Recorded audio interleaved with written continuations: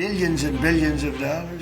মধ্যপ্রাচ্যে ইরান কেন্দ্রিক উত্তেজনা এখন আরো তীব্র রূপ নিয়েছে। ইসরায়েল যেখানে সামরিক শক্তি জোরদার করছে, সেখানে যুক্তরাষ্ট্র বিপুল যুদ্ধ ব্যয় ও সরঞ্জাম ক্ষতি চাপে পড়েছে, যা আঞ্চলিক স্থিতিশীলতাকে অনিশ্চিত করে তুলছে।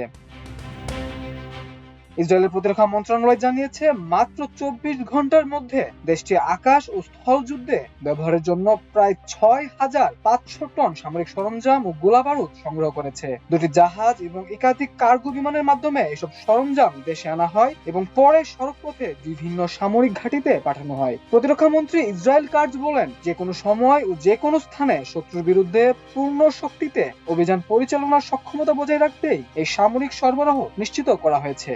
বিশ্লেষকদের মতে, আঞ্চলিক সংঘাত দীর্ঘায়িত হওয়ার আশঙ্কা থেকে ইসরায়েল যুদ্ধ প্রস্তুতি জোরদার করছে। এদিকে ইরানের বিরুদ্ধে চলমান অভিযানে যুক্তরাষ্ট্রের ব্যয় দ্রুত বাড়ছে। মার্কিন প্রতিরক্ষা দপ্তরের শীর্ষ বাজেট কর্মকর্তা কংগ্রেসে জানিয়েছেন, অপারেশন এপিক ফিউরি নামে পরিচালিত সামরিক অভিযানে এখন পর্যন্ত প্রায় $25 বিলিয়ন ব্যয় হয়েছে। ব্যয়ের বড় অংশ গোলাবারুদে এবং বাকিটা সামরিক অভিযান পরিচালনা ও রক্ষণাবেক্ষণে ব্যবহৃত হয়েছে। যুদ্ধ শুরু হওয়ার পর এই প্রথমবারের মতো ওয়াশিংটন আনুষ্ঠানিকভাবে ব্যয়ের হিসাব প্রকাশ করল। যুক্তরাষ্ট্রে আসন্ন মধ্যবর্তী নির্বাচনের প্রেক্ষাপটে এই বিপুল যুদ্ধ ব্যয় রাজনৈতিক বিতর্ক উস্কে দিয়েছে। বিরোধী দল ডেমোক্র্যাটরা যুদ্ধের খরচকে দেশের অর্থনৈতিক চাপের সঙ্গে যুক্ত করে জনমত গঠনের চেষ্টা করছে। তবে প্রেসিডেন্ট ডোনাল্ড ট্রাম্প এবং প্রতিরক্ষা মন্ত্রী পিট হেগসেট এখনো এই অভিযানের কোনো সুনির্দিষ্ট সময়সীমা ঘোষণা করেননি।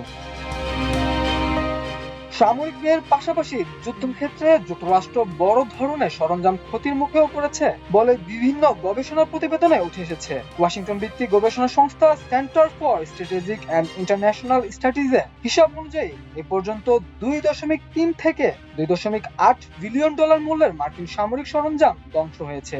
এর মধ্যে রয়েছে একটি E-3 আওয়াক্স রাডার বিমান, যার মূল্য প্রায় $700 মিলিয়ন এবং অত্যাধুনিক থার্ড ক্ষেপণাস্ত্র প্রতিরক্ষা রাডার ব্যবস্থা। এছাড়া কুয়েতের ফ্রেন্ডলি ফায়ারে 3টি F-15 যুদ্ধ বিমান বিধ্বস্ত হওয়ার ঘটনাও উল্লেখ করা হয়েছে। নিরাপত্তা বিশ্লেষকদের মতে, রাজনৈতিক কারণে এসব ক্ষয়ক্ষতির পূর্ণ তথ্য প্রকাশে অনীহা দেখা যাচ্ছে। বিশেষ করে নির্বাচনের আগে প্রশাসন সামরিক দুর্বলতার চিত্র সামনে আনতে চাইছে না। একই সময়ে পেন্টাগনের অনুরোধে মধ্যপ্রাচ্যে মার্কিন ঘাঁটির স্যাটেলাইট ছবি প্রকাশ সীমিত করা হয়েছে, যদিও ইরানি সূত্র থেকে পাওয়া চিত্রে ক্ষয়ক্ষতির ইঙ্গিত মিলছে। যুদ্ধের শুরুতে পর্যাপ্ত প্রস্তুতির ঘাটতির কারণে হরমুজ প্রণালী উন্মুক্ত রাখা সম্ভব হয়নি বলেও বিশ্লেষণে উল্লেখ করা হয়েছে। যদিও মার্কিন ও ইসরায়েলি হামলায় ইরানের প্রচলিত সামরিক কাঠামো আংশিক ক্ষতিগ্রস্ত হয়েছে, তবু দেশটির ক্ষেপণাস্ত্র ও ড্রোন সক্ষমতা এখনও কার্যকর রয়েছে। সব মিলিয়ে সামরিক সরঞ্জাম যোগান বৃদ্ধি, বিপুল অর্থনৈতিক ব্যয় এবং ক্রমবর্ধমান ক্ষয়ক্ষতির ইঙ্গিত দিচ্ছে মধ্যপ্রাচ্যের সংঘাত দ্রুত শেষ হওয়ার বদলে দীর্ঘস্থায়ী ও আরো জটিল রূপ নিচ্ছে। মাল্টিমিডিয়া ডেস্ক, আমার দেশ।